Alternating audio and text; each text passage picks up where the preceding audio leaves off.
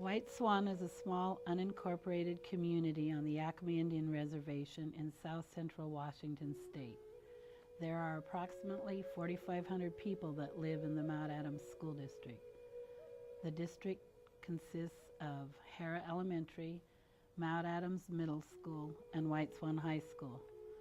The K-12 student population is about 950 students. This is a community of people where pretty much everyone knows everyone.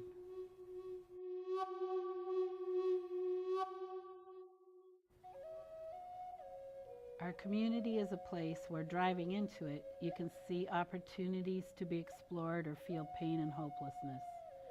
As an elder once said, "I see before me a garden waiting to be harvested. You may only see weeds." The community is made up of natives, Hispanics, and Caucasians. There is evidence of poverty, graffiti, and the shells of buildings that have been burned. Hidden under the physical vision you see driving in the community, there is a hidden sadness. Our community has lost family members and friends due to alcohol-related motor vehicle fatalities and suicides. We are in constant grieving. I remember in a one-year period we had lost 19 community members. According to the Corps GIS, we lose twice the state rate for alcohol drug-related deaths. The children of our community are twice as likely to be victims of child abuse and neglect. Our infant mortality rate for children under 1 year is 3 times the state average. To add to all of this sense of loss and hopelessness is the number of our youth that we lose to suicide. During 2010, we lost at least 5 of our youth to suicide. Since working on this project, I have learned that very few people in our community have been immune to losing a family member or friend to suicide. It's been hard to ask people how the death of their relative or friend impacted them. The other day I saw one of my past students whose family member had committed suicide. This person shared that one of the worst things was that their relative had talked about suicide, but they didn't think the person was serious. This seems to be a common thread. Alcohol also seems to play a big part in the suicides. My former student shared that she had lost 5 of her close friends to suicide, including her brother. Alcohol was a factor in all of them. The mourning continues. Friend, brother, sister, auntie, uncle, no one is unaffected. These were daughters and sons, brothers and sisters, parents, friends, all loved ones who should still be here. Another elder shared at one of the services, we should be celebrating the life of our youth, not their death to suicide. After losing the 5 youth in 2010, we knew we needed to do something to stop the loss of our youth to suicide. We started looking for strategies to save our kids. So in 2011, our youth group, the Dreammakers, developed and chose to work on preventing suicide. The results of their work was no suicides during the year 2011. What happened that caused the change? The answer was developing a plan that included the youth.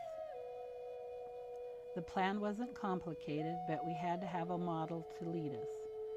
The Dreammakers used the Strategic Prevention Framework model along with SAMHSA's guide for Native communities called To Live to See the Great Day That Dawns. So here is our story.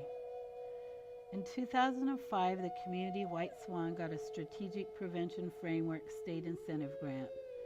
At this time, there were no community organizations addressing our youth alcohol use, which in 2004, according to the Health Use Survey, our 8th grade 30-day use was 23%, which was 5% higher than the state average. The youth reported that they could get high at school or in the community and they wouldn't get caught, and that no one cared. The only database that we had was the Healthy Youth Survey. After assessing our data, looking at our gaps and needs, and reviewing strategies, we knew that we had to involve the community. So we developed a coalition. We organized the law enforcement, and we developed a law enforcement work group. And then we involved the youth, which became the White Swan Dreammakers. All three of these groups needed training on data development, data collection, and data analyzing. The outcome was that we developed surveys for our coalition, our community, our school staff, and our 7th through 12th grade students. The results of these surveys then provided us with information about our community, which led to changes in school policy and implementation, community law enforcement, and the need to train our students, staff, and community members. The results have been overwhelming. Students now know that when they come to school, they are going to get disciplined if they're high, but more importantly, they will get the help they need. In the community, we felt that our community supported underage drinking. Boy, were we wrong. 92% of our community did not support underage drinking, but we had to teach them how to report when they do see kids drinking. Through the law enforcement work group, we have been able to pull together tribal, county, and state law enforcement to work together on issues that impact our community.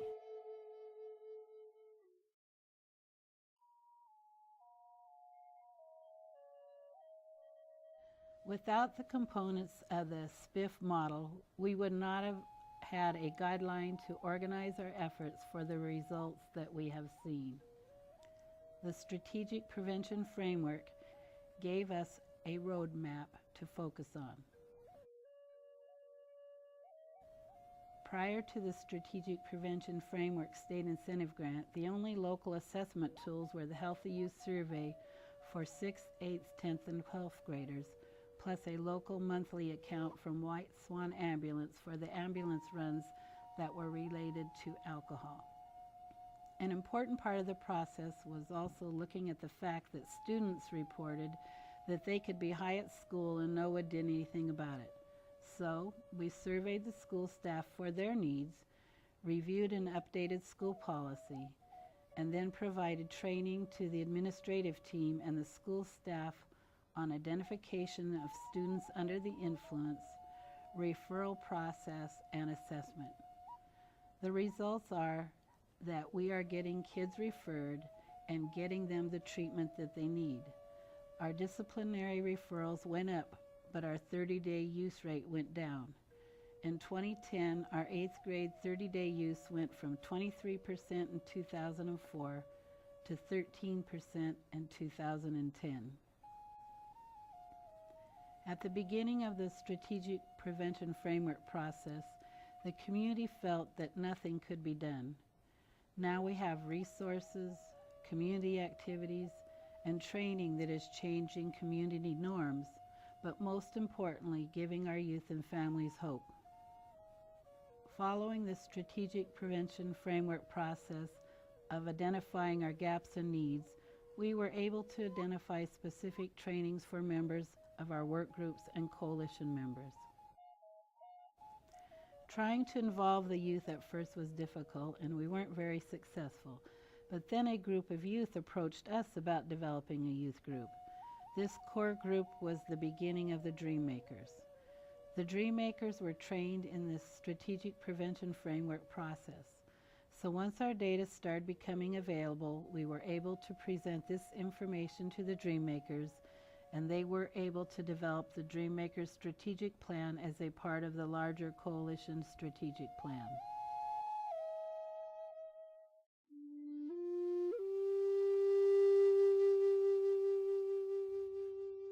I'm Mercedes Bars. I'm Mallory Ekman, and we're the presidents of White Swan Dreammakers.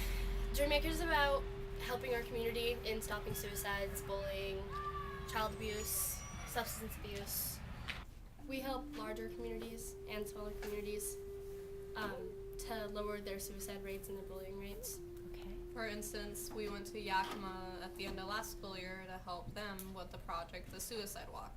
And we did a presentation there to help their people. Okay. Or we go to different schools and present in front of their schools to tell them our story. Well, so far this month we decided we're going to do Above the Influence. Most people say everyone does drugs around White Swan, which isn't true. Most kids in White Swan don't do drugs. My name is Chance Jackson, and I'm a White Swan Dreammaker. And I joined Dreammakers because my brother Joe Jackson was a Dreammaker, and he came home and he told me all this stuff about Dreammakers, and I liked it. So when I got the right age, I joined. We get to go around and make a change in people's lives. I'm a Dreammaker because I wanted to help out in my community, because our community does have a lot of problems, but I know that it's a really great place. Well, for suicide prevention, that one was a really big one we were working on, because a couple years ago when I was in 7th or 8th grade, there was a lot of suicides happening in White Swan, and so we did a lot of that. We had some assemblies for suicide, where we talked signs and symptoms that someone might be thinking of suicide, and then we gave everyone a little card with some resources they could call, a suicide helpline. And we also did no bullying assembly too, for kind of that same reason. yeah, good. And drug and alcohol, I guess we do this. We do draw the line. Oh, we gave out these draw the line bracelets, and see, I have you. I have one too. And that's draw the line between youth and underage drinking.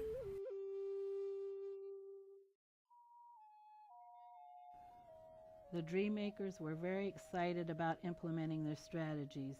They had a very good idea, and they were able to sell that idea to their peers. Once we were organized, trained, and prepared, we shared all of the information with our community. The challenge then became for everyone was that they had to become Dreammakers too, not be dream breakers. The call to action to be a Dreammaker for the community gave people a chance to be involved in an organized way in meaningful activities that would and could make a difference. My name is Mallory Ekman. I'm the president of the White Swan Dreammakers. Most people who are going to commit suicide do not want to die. They want to stop hurting. Help them to stop hurting by taking prevention steps. Show you care, ask the question, or call for help. Numbers for help are 509-945-4090. The specialist's name is Joel Tannehill. Another specialist you can call is Miss Darlene Cash. Her number is 509-945-3344. The general crisis line to call is 509-575-4200. Don't be afraid to ask for help. We may not have all the answers, but we are here to help you find yours. This message brought to you by the White Swan Arts and Recreation Community Coalition. My name is Mercedes Byers. I'm the Vice President for the White Swan Dreammakers. What is bullying? Bullying is hurting someone physically, mentally, or emotionally. What to do when you are getting bullied? Find an adult you trust and talk to them. Report the person, or simply just walk away.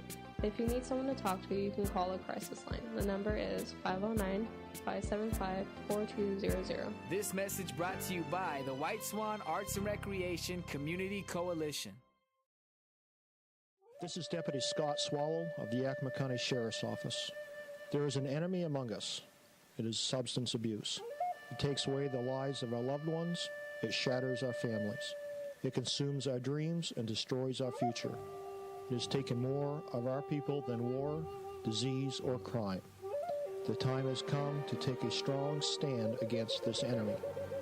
The time has come to fight back. Save a life, save a nation. You drink, you drive, you and your nation lose. This message brought to you by the White Swan Arts and Recreation Community Coalition.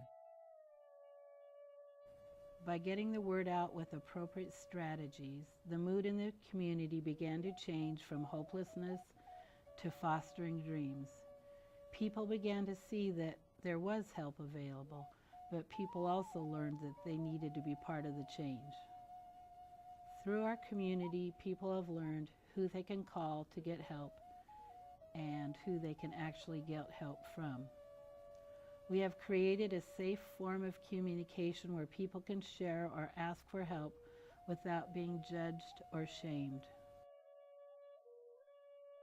The change we see is an increased involvement in community and school activities. With the development of the coalition and its work groups, we now have less motor vehicle fatalities, decreased suicides, and an increase in people getting referred for help. We also see youth participating. School staff are creating a safer community and increased awareness of a safe school climate. We are addressing our youth use, bullying, etc., and now you can talk about things that in the past were not discussed. People are reaching out for help. We have seen many, many changes, but the journey has just begun.